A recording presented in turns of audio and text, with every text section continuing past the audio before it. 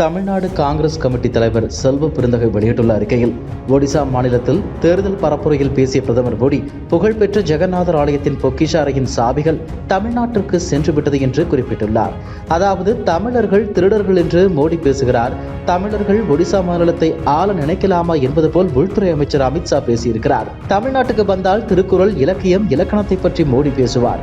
மோடி பிரதமர் பொறுப்பில் இருப்பதை மறந்து அநாகரிகமாக சந்தர்ப்பவாதியாக பேசி வருகிறார். இதனை தமிழ்நாடு காங்கிரஸ் கமிட்டி வன்மையாக கண்டிக்கிறது.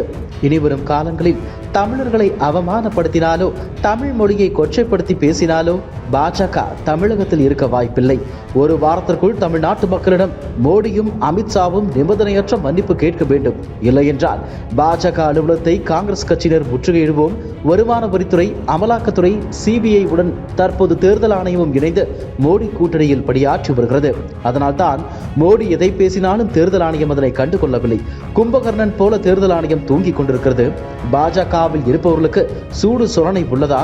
மோடி, அமித்ஷா இருவரும் தமிழர்களை பற்றி இவ்வளவு பேசியுள்ளனர். ஒரு கண்டனத்தையாவது தமிழக பாஜகவினர் தெரிவித்துள்ளார்களா என செல்வ பெருந்தகை பேசியிருந்தார்.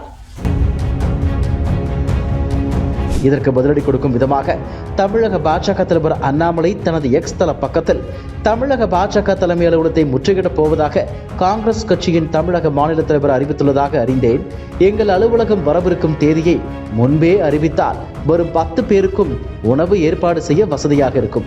மேலும் வரும் அனைவருக்கும் திமுக மற்றும் காங்கிரஸ் கட்சி தமிழர்களுக்கு செய்த துரோகங்கள் குறித்த புத்தகமும் பரிசாக வழங்கலாம் என்று இருக்கிறோம். எப்படி திமுகவும் காங்கிரசும் தமிழ் இனத்துக்கே எதிரியாக விளங்குகின்றன என்ற காணொலியையும் அன்றைய தினம் சமூக வலைத்தளங்களில் பதிவேற்றவும் முடிவு செய்துள்ளோம். எனவே காங்கிரஸ் கட்சியின் தமிழக மாநில தலைவர் அவர்கள் எங்கள் மாநில தலைமை அலுவலகம் வரவிருக்கும் தேதியை மட்டும் முன்கூட்டியே தெரியப்படுத்த வேண்டும் என்று கேட்டுக்கொள்கிறேன் என அண்ணாமலை அந்த பதிவில் பதிலடி கொடுத்துள்ளார். இதுபோன்ற செய்திகளை மேலும் தெரிந்து கொள்ள எங்களது யூடியூப், ஃபேஸ்புக் மற்றும் ட்விட்டர் ஆப்களை சப்ஸ்கிரைப் செய்யவும்.